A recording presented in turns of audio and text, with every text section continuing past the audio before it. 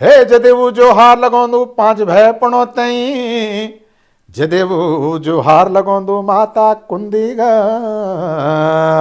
रानी दुर्पदागा।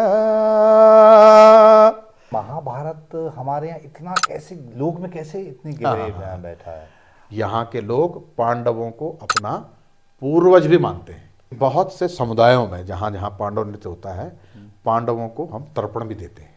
पर अर्जुन तो आज सप्त सप्तकों का युद्ध में जायूं चाह, ये कारण से आज पांडवों की हार और कौरवों की जय होली। कहीं कहीं पर इस कमल व्यू भी होता है, कहीं मकर व्यू होता है, कहीं गरुड़ व्यू भी होता है, कहीं बिंदु व्यू भी होता है। लेकिन सबसे पॉपुलर चक्रव्यूह फॉर्म। मतलब चक्रव्यूह को आप ये कहना चाह रहे हैं कि उसको लिखा गया है? लिखा गया है, बिल्कुल। एक रिसर्च ओरिएंटेड प्रोडक्शन है। जो बाजगिरी हैं, जागरिया हैं, हुड़किया हैं, वो उम्र के इस पायदान पे हैं कि ये जब समाप्त हो जाएंगे तो ये ज्ञान के साथ चला जाएगा। हाँ। इनका डॉक्यूमेंटेशन करना बहुत जरूरी है। ये वक्त बोल जा कॉकबटिन, अच्छा पहाड़ बटिन ना पहाड़ बटिन है, अब तुम कॉकबटिन है ना तो कुछ पता नहीं है ना। युधिष्ठिर महाराज पूछ रहे हैं, बेटा अभिमन्यु चक्रमुआ जान की सारना त्वेन, अरे बड़ा बड़ा बड़ों तगड़ी भिरने की सारना त्वेन, कख बाटी सुने। जिसमें जागर शैली है, वार्ता शैली है, गोरील शैली है, बगडवाली शैली है। इसका एक पुंज बनाया। ये दादा छो शांतनु तो की दादी सत्यावती, एक गोत्र जाते छयो एक छो कुटुमा।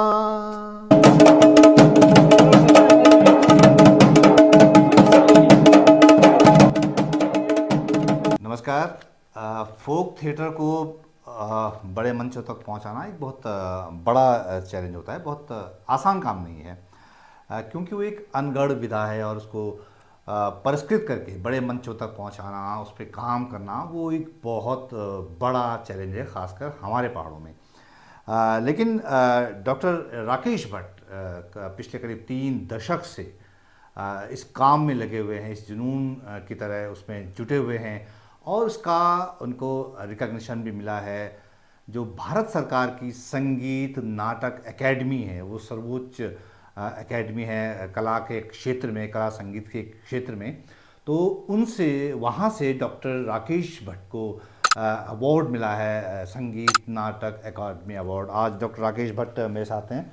बहुत बहुत धन्यवाद भट्ट जी, आपने समय दिया। बहुत बहुत धन्यवाद मन्नू भाई। और हम तो मन्नू भाई इसलिए कहेंगे क्योंकि बहुत पुराना हमारा आपका राब्ता है ना। जब हम विश्वविद्यालय में प्रोग्राम किया करते थे, आप टीम लेके आते थे, आपके बहुत साथी हमारे आज भी मित्र हैं तो जी। और आपके लगातार जो पॉडकास्ट में देखता हूँ जी, बहुत मौलिक चीज़ें, और ख़ास तौर से जो गढ़वाली पौड़ी को एक्सटेंड जो आप लोगों तो अभी मैं कल ही मैं नेगी जी का भी देख रहा था, जो आंदोलन को लेकर के आपने बात करी जी, तो उस क्रम में आपने मुझे अवसर दिया है, मैं आपका शुक्रिया अदा करता हूँ। तो डॉक्टर राकेश भट्ट जिस विधा में काम कर रहे हैं इतने वर्षों से, और उनको इतनी बड़ी रिकॉग्निशन भी मिली है, तो उसी पे बात करने की कोशिश करेंगे। डॉक्टर साहब, जो फोक थिएटर की मैं बात छेड़ना चाह रहा था, जिस पे आपका काम है, आपको मान्यता मिली है, इतना बड़ा अवार्ड मिला आपको, हम तो खैर आपको एक सिंगर के तौर पे देखते रहे हैं बहुत पहले से, 90s के दौर से। तो पहले तो मुझे ये समझाइए कि वो सिंगर राकेश भट्ट 90s में गढ़वाल विश्वविद्यालय के, और ये जो फोक विधा में आप काम करने लगे, ये कैसे हुआ ट्रांसफॉर्मेशन? हाँ, ये जो आप सिंगिंग का जो आपने दौर देखा, निश्चित रूप से पहली जो मेरी प्राथमिकता रही, या ये कहें जो पहला मेरा पैशन रहा, पहली जो रुचि रही वो सिंगिंग ही रही। अच्छा। और आपने देखा होगा कि उस दौर में हम जो अलग अलग तरह की जो सिंगिंग फॉर्म होती थी, चाहे वो ग्रुप सॉन्ग हो, कव्वाली हो, गज़लें हो और लोकगीत हो, तो इस तरह की श्रेणियों में हमने कॉम्पिटिटिव जो ये प्रोग्राम दिए, तो यूनिवर्सिटी लेवल पर भी हमें काफ़ी अच्छी रिकॉग्नाइजेशन मिली। अच्छा।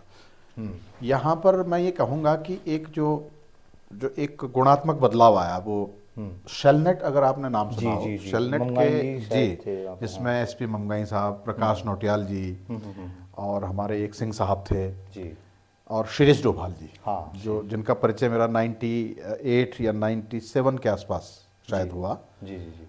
तो हम लोग शेलनेट में जुड़ करके हम लोग कुछ हिंदी थिएटर कर रहे थे हम्म, और काफ़ी अच्छे उस समय बहुत अच्छे स्तर पर शेलनेट ने अपना काम किया, नेशनल लेवल पर रिकॉग्नाइज्ड हुआ ग्रुप।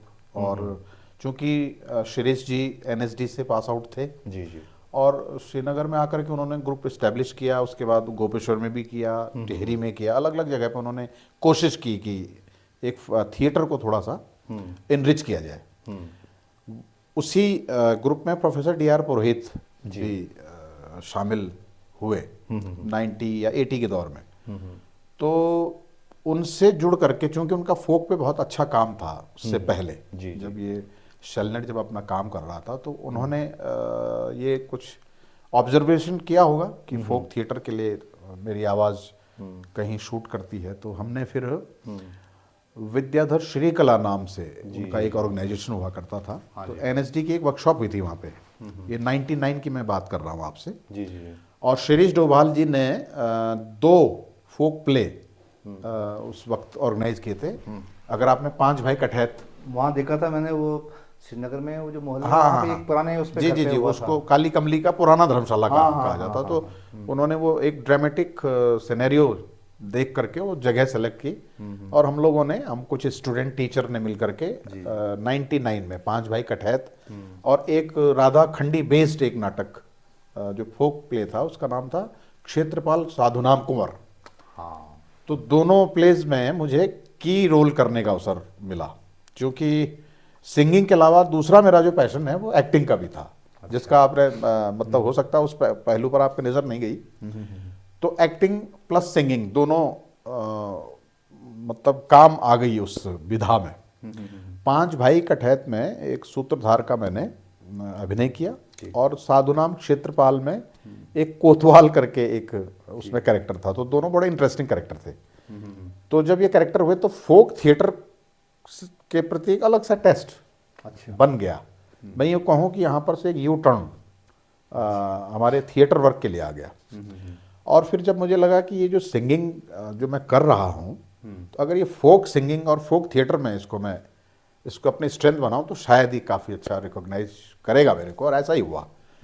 फिर हमने वर्ष 2001 में एक बड़ा मेगा प्ले किया जिसे चक्रव्यूह के नाम से जाना जाता है। जी जी जी। तो ये एक इस पूरे हमारे फोक थिएटर की जर्नी में एक बड़ा एक रिवॉल्यूशन आया, एक क्रांति कह सकता हूं मैं। और रुद्रप्रयाग जिले के अंदर एक गांव का नाम आता है गांधारी। गांधारी के अंदर हमने एक प्रयोग किया। वहाँ जो पारंपरिक चक्रव्यूह होता है, तो वहाँ हम गए, पांडव नृत्य हो रहा था, उनको हमने कहा कि जिसमें प्रोफेसर पुरोहित साहब का एक बड़ा कॉन्सेप्ट था कि ये चक्रव्यूह हम एक दिन इसको बड़े एग्जीक्यूट करेंगे बड़े लेवल पर। उनकी स्क्रिप्ट थी, उसमें कुछ हिस्सा आचार्य कृष्णानंद नौटियाल जी का था और एक हमारे स्वर्गीय हो गए हैं सर्वेश्वर कांडपाल जी। तो उन तीनों की मिली जुली स्क्रिप्ट का जो प्रदर्शन हुआ गांधारी गांव में, उसमें गाने का अवसर मिला, उसके म्यूजिक बनाने का अवसर मिला। और बहुत से लोग उस समय, जैसे सुरेश काला जी उसके डायरेक्टर थे, पहले डायरेक्टर। प्रेम मोहन डोभाल जी ने उसका बहुत बढ़िया कॉस्ट्यूम डिज़ाइन किया। और अगर आपने रीच ऑर्गेनाइजेशन सुना हो, तो रीच ऑर्गेनाइजेशन ने उसको उस वर्कशॉप को ऑर्गेनाइज किया था। तो हमने लगभग 1 महीना गांव में रह करके गांव के लोगों के बीच उस पूरी गढ़वाली स्क्रिप्ट को जब उनके बीच प्रेजेंट किया, तो उनको लगा कि हाँ, अच्छा, जब हमारे पांडव गढ़वाली में नाच रहे तो चक्रव्यूह भी गढ़वाली में होना चाहिए। और यहाँ से फिर अच्छा एक यात्रा तो शुरू। जब हम जो चक्रव्यूह वाला जो चैप्टर है, तो चक्रव्यूह तो सिर्फ एक चक्रव्यूह एक अंश है, अंश मतलब है। नाटकीय अंश है वो। हाँ हाँ उसके भी जो कहानी है वो ये है कि चक्रव्यूह चूंकि पूरे पांडव लीला का सबसे पॉपुलर फॉर्म है हमारी वैली में, और सबसे ज़्यादा देखा जाने वाला, सबसे ज़्यादा खेला जाने वाला है। और केदार वैली की बात। केदार वैली में पॉपुलर सबसे ज़्यादा चक्रव्यूह है, लेकिन कहीं कहीं पर इस कमल व्यू भी होता है, कहीं मकर व्यू होता है, कहीं गरुड़ व्यू भी होता है, कहीं बिंदु व्यू भी होता है। लेकिन सबसे पॉपुलर चक्रव्यूह फॉर्म। मतलब अलग अलग प्रसंग उसके अलग अलग हाँ जगहों हाँ, पे। वैसे तो ये कहा जाता है कि प्रत्येक 18 दिन के युद्ध में 18 तरह के व्यू अच्छा कौरवों द्वारा रचे गए। लेकिन सबसे पॉपुलर चक्रव्यूह इसलिए है क्योंकि वो अधर्म, अनीति और सबसे भीभत्स तरीके से अभिमन्यु को मारा गया। और महाभारत युद्ध में अनीति की शुरुआत चक्रव्यूह से मानी जाती है, अधर्म की शुरुआत चक्रव्यूह से मानी जाती है, जब 10 कौरवों ने मिलकर के एक बालक को मार दिया। तो 13वें दिन की इस घटना को प्रमुखता इसलिए लिया जाता है क्योंकि कौरवों की ओर से किया जाने वाला ये जो सबसे बड़ा अधर्म है वो समाज के सामने हम रख सकें कि कैसा दौर, कैसा मंजर रहा होगा उस वक्त। तो चक्रव्यूह इसलिए भी बहुत फेमस है। और इसमें मैं ये सिर्फ इतना कहूँगा कि जो पहले जो ट्रेडिशनल जो चक्रव्यूह होता था, जो हिंदी फॉर्म्स में होते था, जैसे हिंदी के संवादों में, हिंदी के गीतों में, और जिस दौर की मैं बात कर रहा हूँ 2000 में हमने जब गांधारी गांव में इसे गढ़वाली स्वरूप इसे दिया, तो अब बहुत सी जगह ये स्वीकार किया जाने लगा। अच्छा। कि जब पांडवों ने जब संवाद गढ़वाली में कहे हैं, उनकी वार्ता जब गढ़वाली में हो रही है तो फिर उसका चक्रव्यूह भी तो मतलब चक्रव्यूह को आप ये कहना चाह रहे हैं कि उसको लिखा गया है? लिखा गया है, बिल्कुल। अच्छा। एक रिसर्च ओरिएंटेड प्रोडक्शन है। और ये जो परंपरा मतलब इतने टाइम से चली आ रही है वो किस फॉर्म में, हिंदी फॉर्म में? हाँ, हिंदी फॉर्म में। उसमें भी एक रंग होता है जिसे पार्शियन थिएटर कहा जाता है। हालांकि हम जितने भी नाटक करते हैं, चाहे रामलीला हो, दूसरे और नाटक हो, उनमें असर होता है हमारा एक आयातित कल्चर का, कह सकते हैं। जैसे हमारा पारसी लोग जिस शैली में नाटक करते थे, हमने भी वही शैली अपनाई और हमने उसको आगे बढ़ाया। ये एक अच्छी बात है, हमने कम से कम नाट्य परंपरा को तो आगे बढ़ाया। और उसी तरह से वो मतलब उनके जेस्चर जो होते थे, भाव भंगिमाएं, वो पार्शियन स्टाइल की होती थी। हाँ, कि मतलब अपना मतलब हाथ उठा देना, काले चश्मे पहन देना, है ना। तो ये एक तरह की आज भी कई जगहों पर ये शैली है। लेकिन यहाँ स्पेसिफिक बात ये है, अगर आप हमारे यूट्यूब में बहुत से इसके प्रोडक्शंस हैं जिसमें हमने कॉस्ट्यूम से लेकर के, उनके जेस्चर से लेकर के, उसकी ताल से लेकर के, उसके छंद से लेकर के, उसकी संवाद शैली से लेकर के प्रत्येक चीज बहुत पारंपरिक और ठेठ जिसे कहते हैं, जिसमें जागर शैली है, वार्ता शैली है, गोरील शैली है, बगडवाली शैली है। इसका एक पुंज बनाया। सबसे इंटरेस्टिंग बात यह है इसमें, बहुत अच्छी है, इसमें कुछ भी हमारा आयातित नहीं है। एक जागरिया से उठाया हुआ एक धुन है, ढोली से उठाई हुई एक धुन है, अच्छा, है ना, गोरील गाने वाले से उठाई हुई धुन है, राधा खंडी से उठाई हुई एक धुन है, सदैई से उठाई हुई एक धुन है। और इसलिए इसकी जो सक्सेस का जो मतलब रेट जिसे कह सकते हैं, इसलिए है कि हमने ये अपनी चीजों को लोगों को देने की कोशिश की। अब आप बता रहे हैं कि अलग अलग शैलियाँ आपने उसमें जोड़ी, लोक की जो शैलियाँ हैं, जो लोक धुनें हैं, उसमें कुछ उसके कुछ उदाहरण अगर हम आपकी आवाज बगैर उदाहरण दिए हम बगैर उदाहरण दिए एस्टेब्लिश भी नहीं कर पाएंगे। जी जी जी। जैसे हमारे यहाँ एक वार्ता शैली होती है पांडवों में, है ना, उसको भड़ वार्ता भी कहते हैं, वार्ता भी कहते हैं, पंडवाणी भी कहते हैं। पंडवाणी, हाँ, बेसिकली तो पंडवाणी है। तो हमारे इस गायन शैली में एक विशेष बात यह है कि संवादों का भी असर दिखेगा आपको, गायन का भी अवसर दिखेगा और वार्ता के भी अवसर दिखेगा। जैसे धनुर्वेद साक्षी धरिक 7 चक्रमंडल, एक गर्भमंडल वालो यो जो व्युरंचे, सो यूं धरती मान भूतो न भविष्यति। जयमा 7 कोण, 10 दिक्पाल और 14 अक्षुणी के सेना द्वारों की रक्षा करने च प्रथम द्वार, द्वितीय द्वार और 7वां द्वार पर 3-3 अक्षुणी सेना सजी च, बाकी द्वारों पर 1-1 अक्षुणी सेना सजी च। चक्रव्यूह भेदन का अलावा, चक्रव्यूह भेदन की कला मेरा अलावा, अर्जुन का अलावा और कोई भी नहीं जान दो, पर अर्जुन तो आज सप्तकों का युद्ध में जायूं चाह। ये कारण से आज पांडवों की हार और कौरवों की जय होली। अब आप इसमें संवाद भी महसूस कर रहे होंगे, इसमें गायन भी महसूस कर रहे होंगे, और एक वार्ता जो एक प्रोजेक्शन है। ये गुरु द्रोण कह रहे हैं उनसे, गुरु मतलब अपने कौरव सेना से हमने जो रच दिया है, हाँ, कि धनुर्वेद साक्षी धरिक 7 चक्रमंडल, एक गर्भमंडल वालो जो व्युरंचे, सो ये धरती माना भूतो न भविष्यति। ये आज से पहले नहीं हुआ और इसके बाद भी कभी नहीं होगा। चक्रव्यूह एक ही दिन हुआ था गुरु द्रोण के माध्यम से, और उसको भेदने जब अर्जुन ने दूसरे युद्ध में चला गया। अब यहां स्थिति यह है कि अब कौन जाए, क्योंकि अर्जुन तो है नहीं। अब यखबट ने कागल एक साहब, अच्छा, कागजी जो हमारे संदेश वाहक जो आज व्हाट्सअप जो होता ठीक ठीक है ना, हाँ, तो कागजी बोल बोलो कि हे जदेवु जो हार लगोंदू 5 भय पणो तई, जदेवु जो हार लगोंदू माता कुंदी गा, रानी दुर्पदा गा। हे पणो आज मेरा स्वामी दुर्योधन तुम्हारा वास्ता या कागली लेखे च घोणा घोणा आखर लेख्या छन, छाटा छाटा रहबार रूखा रूखा शब्द लेख्या चुनर, तीखा तीखा स्वाल।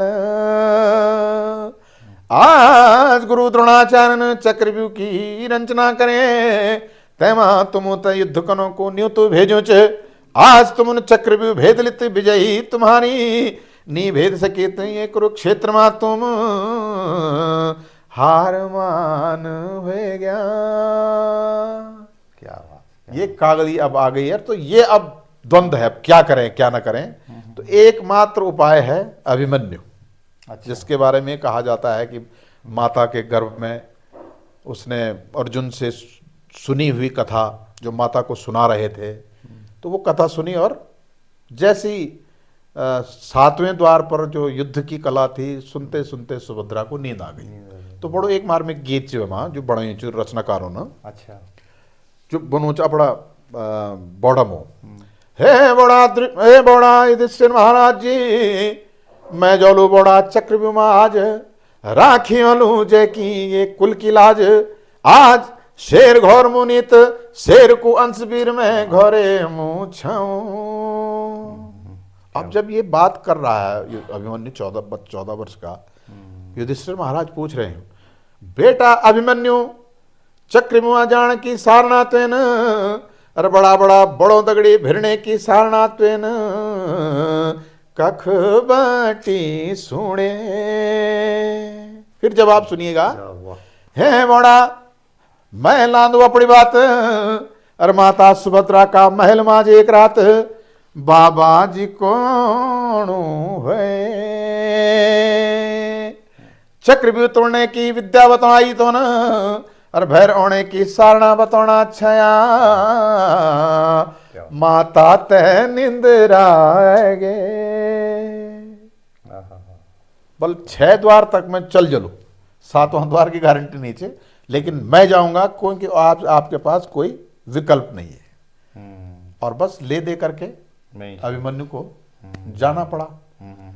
गया, सभी 6 द्वार तक सभी महारथियों को उसने परास्त कर दिया, और 7वें द्वार पर छल कपट हो गया, है ना। छल कपट ये नहीं कि जब दुर्योधनन देखी कि हाँ तो सब मतलब जैसा बोल दो कि इन तो हवाए तवे में चली, तो वहां पर बड़ा शकुनी की जो कूटनीति से बल तुम कह भी कला संहिता का अस्त्र शस्त्र छीन लिया, कौले मोले की छोटा छोरा जन तथा गौला माला लगा देवा, न तो सो तुम्हारी हमारी सबों की रेमुड़ी काटण बोल चो। अब दुर्योधन भी इस बात से घबरा गया, क्योंकि दुर्योधन के पुत्र लक्ष्मण का भी वध हो चुका था, जो अभिमन्यु के बराबर वीर था।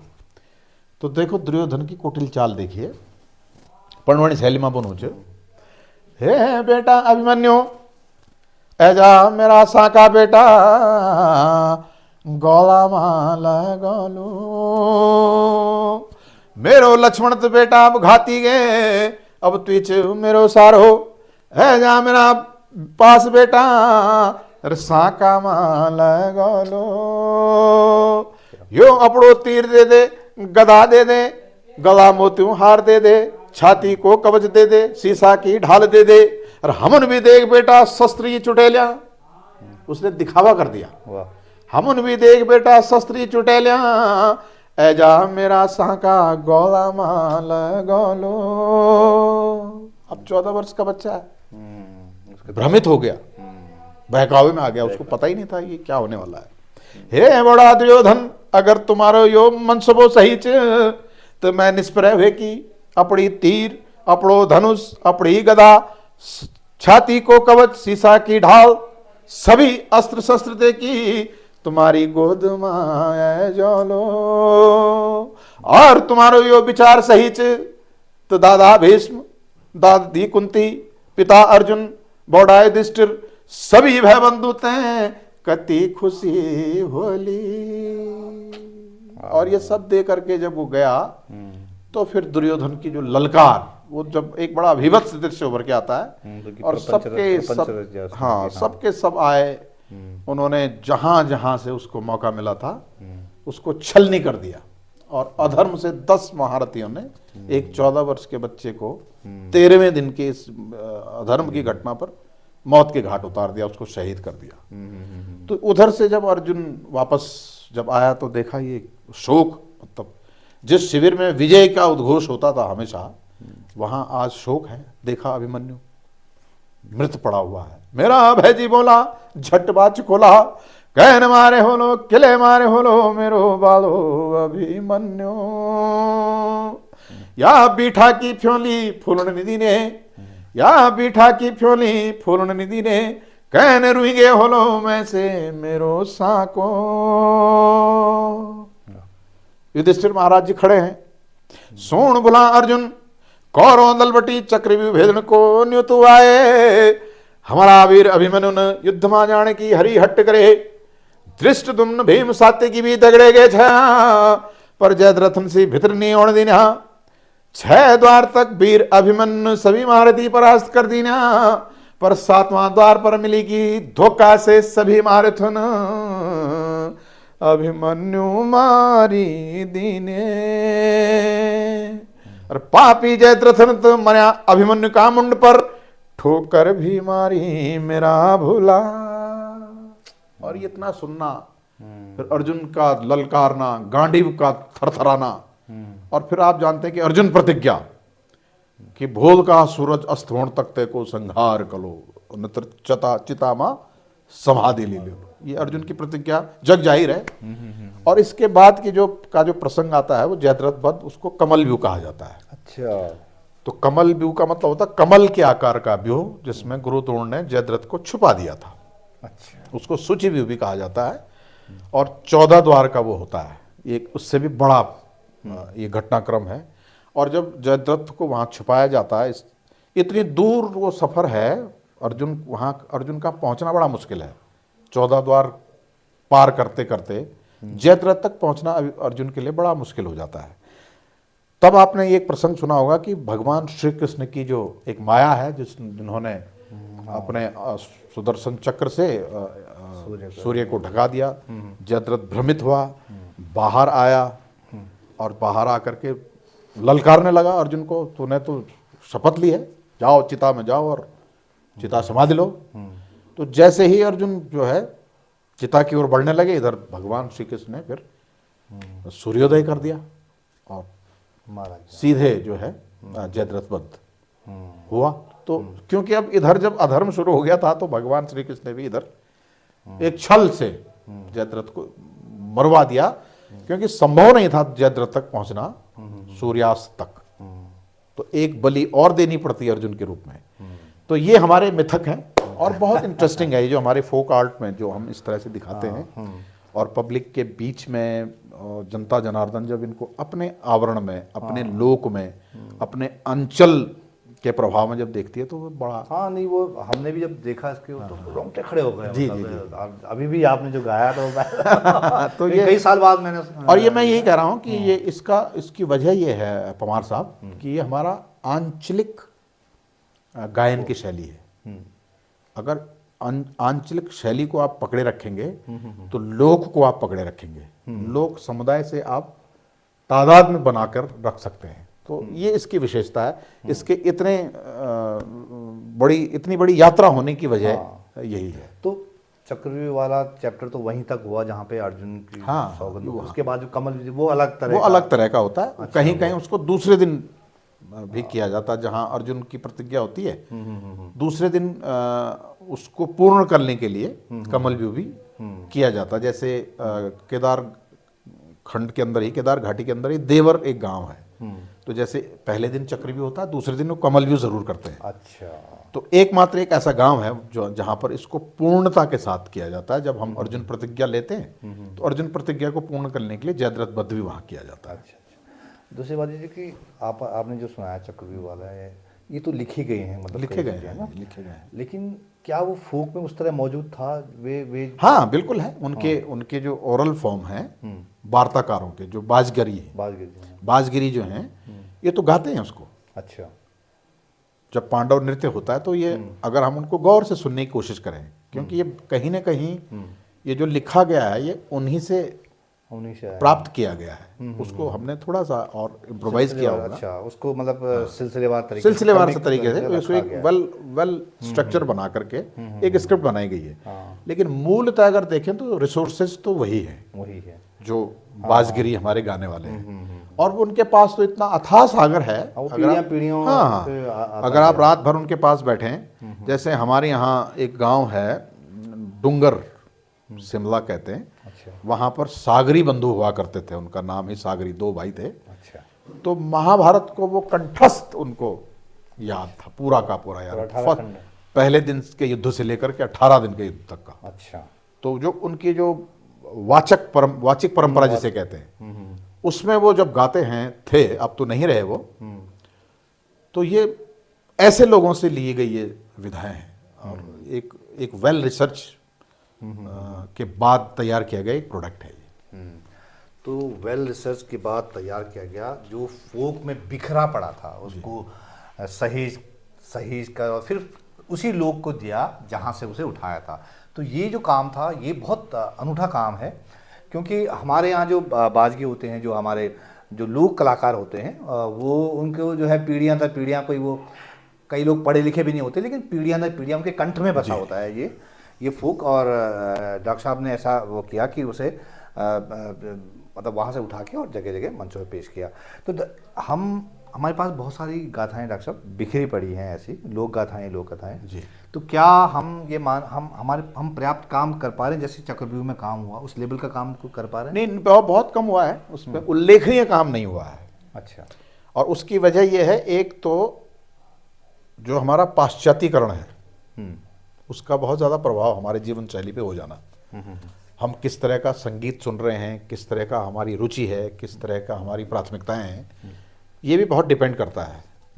लेकिन मैं ये समझता हूँ कि अगर आप, जैसे चक्रव्यूह का मैं उदाहरण देता हूँ, या नंदा राजजात के बहुत से गीत हैं, जब वो गीत समाज के समक्ष आए तो लोगों ने नंदा राजजात के बारे में भी जाना। आपको याद होगा वर्ष 2000 में जब नंदा राजजात हुई थी, तो नेगी जी का एक एल्बम निकला था नंदा राजजात के गीतों पे, जिसमें प्रोफेसर पुरोहित साहब के कलेक्शन के गीत उन्होंने गाए थे उसमें।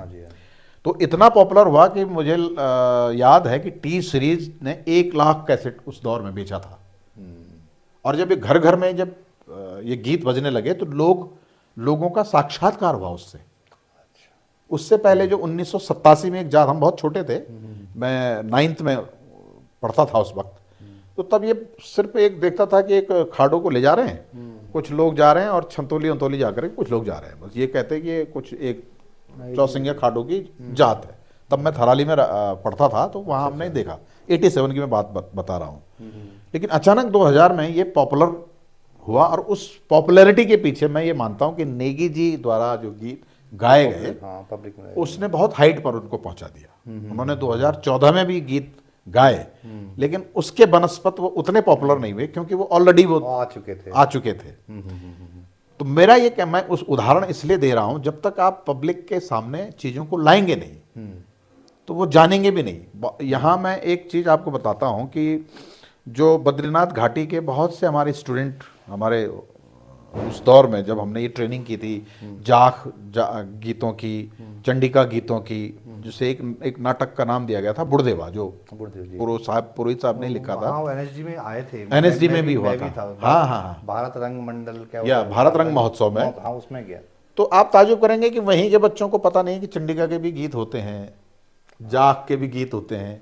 एक नाम है किशन महिपाल, जो सिंगर हैं अभी, इनको मैंने एक ट्रेनिंग में ये गीत बताए। तो किशन को ही खुद ही उससे पहले पता नहीं था कि इतने पॉपुलर सॉन्ग हमारे यहाँ भी गाए जाते हैं। तो किशन महिपाल ने उन सॉन्ग्स के सहारे फिर फोक को जानने की कोशिश की। और आज मैं समझता हूँ वो स्वीकार भी करते हैं इस बात को कि जो एक बोध करवाया लोक संस्कृति के प्रति, आज वो एक अच्छा एस्टैब्लिश सिंगर है और अच्छा नाम और काम है। तो मैं ये कहता हूं कि जब तक आप रिफ्लेक्ट नहीं करेंगे समाज को वो काम जब तक देंगे नहीं जो जो छुपा हुआ है। बहुत सा ऐसा ज्ञान है हमारा पंवार साहब अभी जो हमारे सिंधुकों में बंद है, जी। और दुर्भाग्य से बहुत से ऐसा ज्ञान है जो हमारे जो पारंपरिक जानकार हैं, जो बाजगिरी हैं, जागरिया हैं, हुड़किया हैं, वो उम्र के इस पायदान पे हैं कि ये जब समाप्त हो जाएंगे तो ये ज्ञान के साथ चला जाएगा। हाँ। इनका डॉक्यूमेंटेशन करना बहुत ज़रूरी है, उनसे लेना बहुत ज़रूरी है, चाहे आप स्क्रिप्ट फॉर्म में लीजिए, ऑडियो फॉर्म में लीजिए, वीडियो फॉर्म में लीजिए, लेकिन ये फॉर्म लेनी तो क्या ज़रूरी है। संस्थागत तौर पे या सरकारी तौर पे कुछ ऐसा काम हो रहा है, आपको लग रहा है, दिख रहा है, या आप शायद उत्सव ग्रुप जी उत्सव ग्रुप हम कोशिश करते हैं, हम लोग हाँ, लेकिन आपके लिमिटेशंस भी हैं। लेकिन हमारे पास क्योंकि रिसोर्सेज के लेवल पे हम लिमिटेशंस हैं, बहुत इंटीरियर इलाके में जाना पड़ता है जहाँ जाने के लिए हमारे पास बहुत साधन भी नहीं होते हैं, उनको भी हम बुला नहीं सकते हैं। लेकिन जहाँ जहाँ भी हमें लगता है कि यहाँ पर फलां व्यक्ति उस विधा को जानने वाला है, मैं उस तक पहुँचने की कोशिश करता हूँ। और आजकल बस एक साधन तो ये है, मोबाइल के ज़रिए हम लोग डॉक्यूमेंट करने की कोशिश करते हैं, कुछ धुनों को कलेक्ट करने की कोशिश करते हैं, कुछ फॉर्म्स को कलेक्ट करने की कोशिश करते हैं। लेकिन ये मेरे एक व्यक्तिगत प्रयास से नहीं होगा, जब तक आप एक इंस्टीट्यूलाइज होकर के सरकारी स्तर पर इसको एक क्रांतिकारी स्तर पर आप इसको मतलब बढ़ाएंगे नहीं, तब तक ये चीज़ें बचेंगी नहीं। हमारी जो सांस्कृतिक सरकारी संस्थाएं हैं, जो खासतौर जो संस्कृति निदेशालय है, संस्कृति विभाग है, सेंट्रल के डिपार्टमेंट हैं, इन लोगों को चाहिए कि ये डॉक्यूमेंटेशन करें इन सब विधाओं का। दूसरे स्टेट्स में हम देखते हैं तो उनके फोक आर्टिस्ट को बड़ा सम्मान देते हैं, मान सम्मान देते हैं, उनको प्रोटेक्ट करते हैं, उनके अच्छे जीवन गुणवत्ता बने इसके लिए भी कोशिश करते हैं। लेकिन दुर्भाग्य है पंवार साहब कि हमारे जो फोक आर्टिस्ट हैं वो दरिद्रता में जी रहे हैं, और उस दरिद्रता को देखते हुए उनकी जो पीढ़ी है वो उन्होंने दूसरा व्यवसाय अपना लिया है, उसको अपनाने से। हाँ बिल्कुल, क्योंकि उनको उसमें ना सम्मान मिला ना धन मिला, और फिर उनको लगता है फायदा क्या है, तो जीविकोपार्जन तो सबको करना है। जी। तो क्यों ना ऐसा कुछ हो कि उनका जीविकोपार्जन भी उसी से हो, और उसी आर्ट को हम प्रोटेक्ट करते हुए उनको आर्थिक लाभ भी दें। तो जाहिर सी बात है कि वो उस फॉर्म को भी आगे बढ़ाएंगे। अभी आप उदाहरण देखिए कि जो हमारे ढोल जो उत्तराखंड के अंदर जो बजता है, तो हमारे जो पारंपरिक जो जानकार लोग हैं उनकी पीढ़ी जो है वो एक कैसियो पकड़ करके और बिजनौर का वो बैंड पकड़ करके और ये सब पकड़ करके दूसरी फॉर्म कहते हैं साहब ये क्योंकि यही लोग यही सुनना चाहते हैं जो मार्केट में चल क्योंकि हमारे बाप को तो सम्मान दिया नहीं किसी ने। बारात में वो ढोल बजा रहा है तो वो कहीं पीछे अंधेरे में है ना, उसको मतलब 2-4 लोग ही उसको घेरे रहते हैं, बाकी तो बिजनौर बैंड के पास रहते हैं। हाँ नहीं वो बड़े है ना, तो ढोली बजेगा तो ढोल तभी हाँ, बजेगा, है ना ढोल। तो इसलिए जो है हम उसको एक, मैं ये कहता हूँ हमेशा से कहता हूँ, उसको हम ग्लैमराइज तरीके से पेश करें ढोली को, अच्छे कपड़े दें, अच्छे स्थान पर बैठाएं उसे, अच्छा उसको ट्रीट करें, शादी हो चाहे कोई भी अनुष्ठान हो, तो जाहिर है उसको भी सम्मान लगेगा और वो फिर अपने बच्चे को भी प्रेरित करेगा। बच्चे को इसलिए प्रेरित नहीं कर पा रहा है क्योंकि उसने उसको खुद ही सम्मान नहीं अर्जित कर पा रहा है। तो ये बड़ा हमारे समाज का एक चैलेंज है। तो बहुत बड़ा चैलेंज है कि हम लोक कलाकारों को जिनके पास पूरी विरासत है, पूरी धरोहर है, वो कैसे आगे बढ़ेगी, उनको बचाएंगे तो वो विरासत बची रहेगी। डॉक्टर राकेश भाई ऐसा कह रहे हैं। डॉक्टर आखिरी सवाल मैं ये समझना चाह रहा हूँ आपसे, चक्रव्यूह तो आप लोग इस्टेब्लिश कर चुके हैं और मतलब उस पर ज़्यादा बात, बहुत चीज़ें हो चुकी हैं, और क्या आपको लगता है कि यार हाँ इस विधा के लिए बहुत ज़रूरी है अभी काम करना, तत्काल काम होना या बहुत बड़े लेवल पे काम होना, वरना ये भी निकल जाएगी हमारे हाथ से? बिल्कुल निकल जाएगी। जिस तरह से हम एक मतलब हस्तांतरण वाले युग में रह रहे हैं, जी रहे हैं। सबसे बड़ी बात तो ये है कि पहले हमारी जो बोली भाषाएं हैं, जो हमारे गढ़वाली, कुमाऊनी, जौनसारी, वो हम अगली पीढ़ी तक कितना दे पा रहे हैं, सबसे बड़ा चैलेंज तो हमारा ये है। एक अच्छी बात है कि बच्चों को अभी अपने बोली भाषा के प्रति थोड़ा बोध हो रहा है। एक दौर ऐसा आया था बीच में, ये कि देहरादून बात करूँ मैं, पहाड़ बटे देहरादून छा ना लोग, और ये गढ़वाल में बोलने में एक दूसरे में शर्म महसूस कर छा। आज हम जगह जगह जब जाते हैं तो लोग आपस में बात करते हुए पाए जाते हैं। हाँ हाँ शादी के मांगल गाए जा रहे हैं, ढोली और आचनवर पहाड़ बटिन। हाँ। एक अच्छा इन्वायरमेंट अब हो रहा है। लेकिन बीच में एक ऐसा दौर आया था जब हम मतलब हेय दृष्टि से कहते झिझकते थे थोड़ा। हम अपनी भाषा के प्रति हेय हो गए थे, पहनावे के प्रति हेय हो गए थे, खान पान के प्रति। ये वक्त बोल जा कॉक बटिन, अच्छा पहाड़ बटिन ना पहाड़ बटिन है, और तुम कॉक बटिन है ना तो कुछ पता नहीं है ना। तो ये एक क्या है, थोड़ा सा हमारे अंदर एक सांस्कृतिक बोध पैदा हुआ है। लेकिन जो नई पीढ़ी है बिल्कुल, जिसको आजकल अलग अलग कैटेगराइज कर रहे हैं इस समाज में, से जेन ज़ी भी कहा गया, अभी तो मैंने सुना है।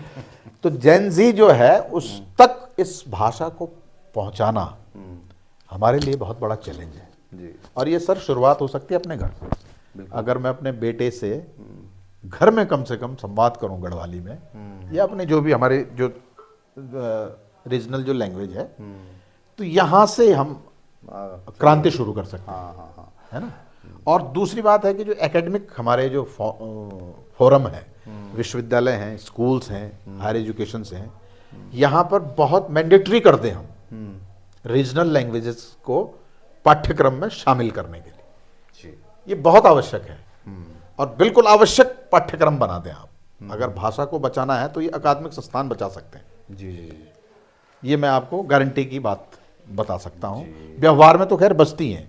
हम आप तो यहाँ जन्म ना कि हम तो हमारे बोए ने सिखाए, हमारे दादी ने सिखाए, हमारे बाबा ने सिखाए, अब इन्वायरमेंट मिली ना, इन्वायरमेंट मिली, हाँ। है ना। लेकिन हम अपने बच्चों को इन्वायरमेंट नहीं दे रहे हैं, ये एक दोष तो हमारा है। और बच्चे इन्वायरमेंट खोज नहीं रहे हैं, ये उनका दोष है। हाँ।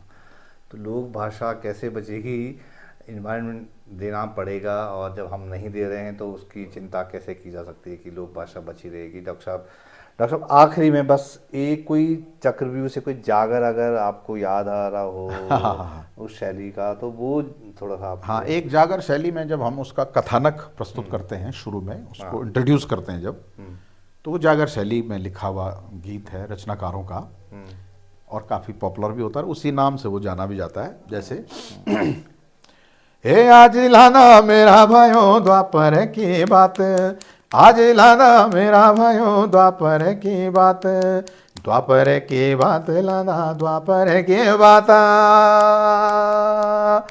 द्वापर में होए छयो कृष्ण अवतार, द्वापर में होए छयो कृष्ण अवतार, कृष्ण अवतार भयो कृष्ण अवतारा, कृष्ण अवतार भया कौरव पांडव, कौरव पांडव छया सुरा भारा, हे दादा छो शांतनु तो की दादी सत्यावती, एक गोत्र जाते छयो एक छो कुटुमा।